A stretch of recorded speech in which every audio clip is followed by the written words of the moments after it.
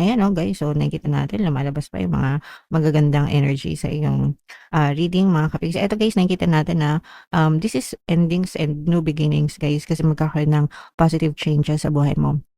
So itong mga positive changes na 'to, maaaring, matapos 'no, mag-end yung mga sufferings niyo or yung mga problema niyo and magiging hudyat 'yan ng, panibagong simula. Merong mga problema kayo na matatapos.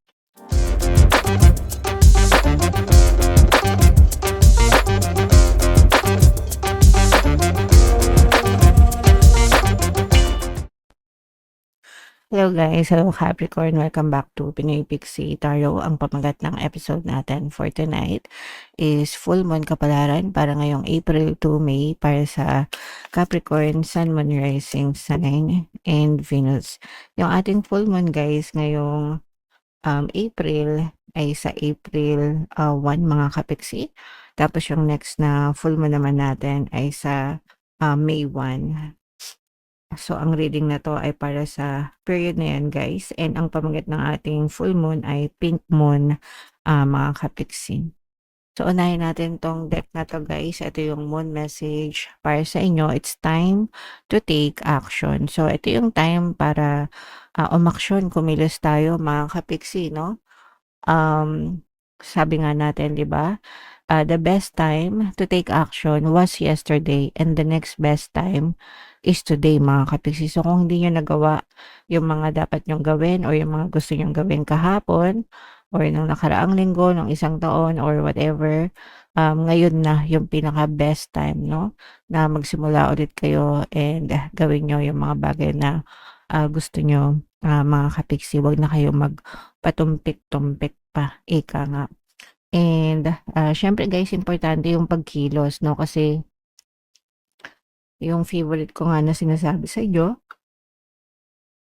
ang kaibahan ng mga taong nakakaalam sa taong nagwawagi ay nasa, pagkilos, okey? So, kahit na marami kayong plano sa buhay, kahit na marami kayong alam, kung hindi naman kayo kumikilos, balewala din. So, importante na, kumilos tayo, mga kapiksing.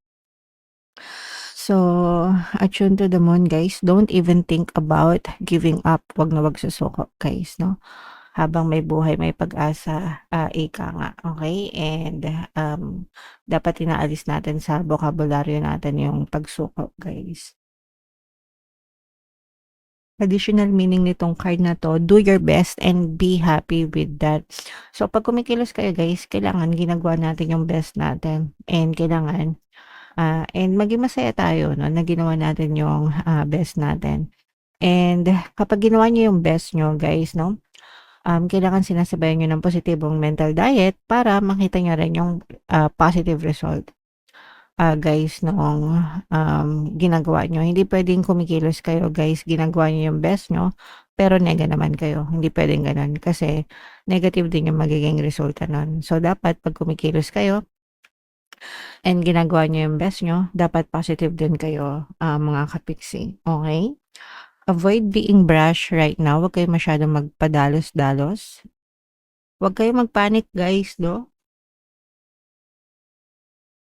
Make sure na palagi tayong, kalmado mga kapiksi.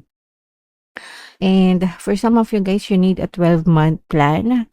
So, dito sa channel natin guys, every year, palagi ko kayong ine-encourage guys na, um, palagi ko kayong ine-encourage na, gumawa ng plano, para sa buhay niyo mga kapiksi 'no.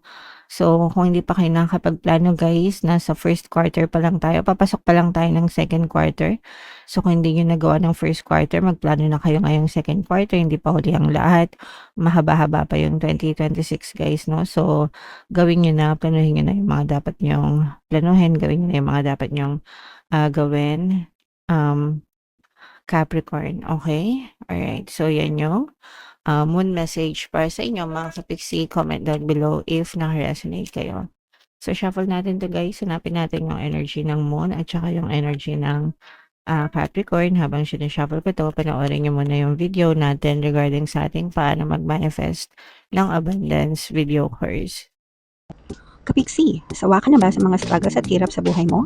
Masipag ka ba at masikap sa buhay ngunit hindi ka pa rin umaasenso? Ilang beses ka na bang nag-attempt magnegosyo at mag-invest pero palagi ka pa rin nalulugi? Sa pagkakataon na ito ay maaaring may subconscious beliefs ka na nagiging balakid sa iyong pag-unlad at pagyaman. Introducing, paano mag-manifest ng abundance video course. Dito ay matututunan mong ma-overcome ang mga balakid mo para tuluyan ka ng umunlad, umasenso, sumagana, maging matagumpay, successful at maswerte sa iyong kabuhayan, pera, trabaho, negosyo, salapi at kaperahan ng bonggang-bongga. Dali, mag-send na ng email sa pinoypixie@gmail.com at simulan na ang iyong pagyaman ngayon. Alright, so sa lahat ng gusto mag-avail ng course guys, meron tayong paano mag-manifest ng abundance video course, paano mawala ang third party, at magkaroon ng harmonious na relationship, paano pabalikin sa ex or vice breakup. Sa mga interesado guys, mag-send lang kayo ng email sa pinoypixie@gmail.com.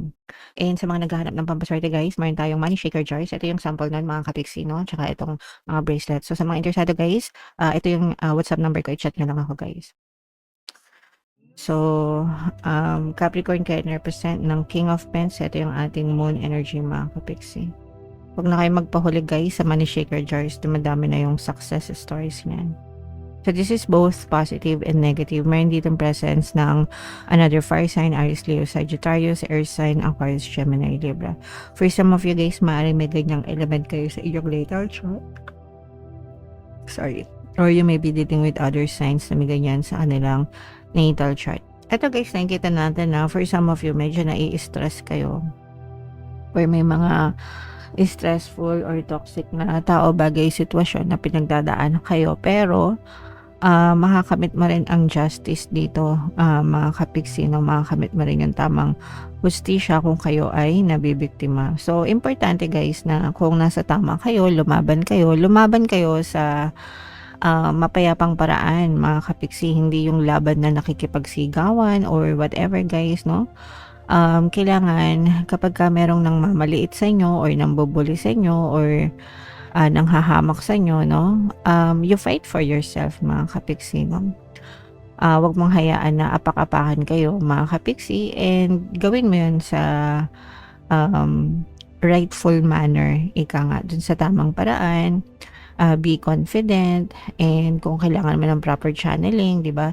Gawin nyo, idulog nyo sa mga tamang tao or sa mga tamang departamento, ganyan, depende sa sitwasyon nyo guys. Pero ang point is, wag nyong hayaan na abusuhin kayo, no? Wag nyong hayaan na maliitin kayo, mga kapiksi. This can be anywhere guys, pwedeng sa trabaho, kung nabubuli kayo sa trabaho, sa eskwelahan, kung medyo bata-bata pa kayo, mga estudyante, ganyan. Sa neighborhood, sa mga kapitbahay nyo, ganyan. So, kung merong lugar na dapat idulog yung mga ganyan, gawin nyo mga kapiksi, and ipaglaban nyo yung karapatan nyo, or ipaglaban nyo yung sarili nyo para hindi kayo maliitin, no? Pero you will get the justice that you deserve dito, guys. Okay? Alright. And nakikita rin natin na maaaring may tumulong din sa'yo. Kumbaga, kung nawawalan ka ng lakas ng loob na lumaban mag-isa mo, or kung natatakot ka, pwede ka magsabi sa kaibigan mo or kakilala mo, and tutulungan ka nila para magkaroon ka ng justice mga kapiksi. So you're not alone in this fight, okay? Alright. And on the positive side naman mga kapiksi, ito may mga bagong kontrata na mapapanalunan kayo mga kapiksi. Mga bagong deal, transaction, kung nagbibid kayo, let's say for example, freelancer kayo, nag-a-apply kayo sa isang kliyente or nagbibid kayo sa isang project, maaring kayo yung manalo ng project na yun, and yung maging negotiation sa mga bayad, sa mga benefit is maging favorable sa'yo. Ganon din kung nag-a-apply ka ng trabaho mga kapiksi, or kung meron kayong mga nililigawan na kliyente, ganyan. Excuse me. Kayo yung mananalo, kumbaga mauwi nyo yung trophy. Mauwi nyo yung win-win, yung win na title mga kapiksi, okay? So applicable yan dun sa mga kapiksi natin na may nilalakad ngayon na kahit anong klaseng transaction guys, okay? And yeah, so yun nakikita natin sa relationship guys, no? Maganda din yung takbo ng relationship nyo, at least dito sa card na to. Kung kayo ay nagkakaroon, or sa deck na to, kung kayo ay nagkakaroon ng mga problema sa relationship, mga kapiksi, meron din mga tumutulong sa inyo ng mga kaibigan. Kunwari, meron kayong common friends, ganyan. Parang tinutulungan kayo para magkabati kayo ng jowa mo. Yung mga ganun, guys, no? So, swerte kayo sa mga tao sa paligid nyo, Capricorn. Okay? So, i-main-main nyo yan. Magandang relationship, itong mga mapapanalunan na mga magagandang transaction. Ayan, oh, guys. So, nakikita natin, lumalabas pa yung mga magagandang energy sa iyong reading, mga kapiksi. Ito, guys, nakikita natin na this is endings and new beginnings, guys, kasi magkakaroon ng positive changes sa buhay mo. So, itong mga positive changes na to, maaring matapos, no, mag-end yung mga sufferings nyo or yung mga problema nyo, and magiging hudyat yan ng panibagong simula. Merong mga problema kayo na matatapos. Okay? And kapag natapos yan, magiging hudyat yan ng bagong simula sa buhay nyo, mga kapiksi. And itong bagong simula na to, ito yung mga dinadasal nyo, no? So, kung ano man yung pinagdadasal nyo, mga kapiksi, you have to focus your energy, your attention dun sa mga bagay na pinagdadasal nyo, kasi sooner or later, guys, maaring magkaroon ng manifestation or movement dyan sa mga dinadasal mo. Palagi ko ang sinasabi sa inyo, guys, your prayers are always heard and they're being answered. So make sure na everyday palagi kayo nakafocus sa prayers nyo, sa mga wishes nyo, sa mga desires nyo, para yun din yung ipagkaloob sa inyo ni universe effortlessly. Okay? Alright. So yeah. Comment down below, guys, if naka-resonate kayo dyan, mga kapiksi. I-main-main nyo yan, mga answered prayers na yan, mga positive changes, endings and new beginnings, at saka itong mga transaction na inyong mapapanalunan, guys. Okay? So, bunot lang tayo ng additional message para sa love advice naman ito para sa inyo, Capricorn. So, wag gawing komplikado ang mga bagay, mga kapiksi.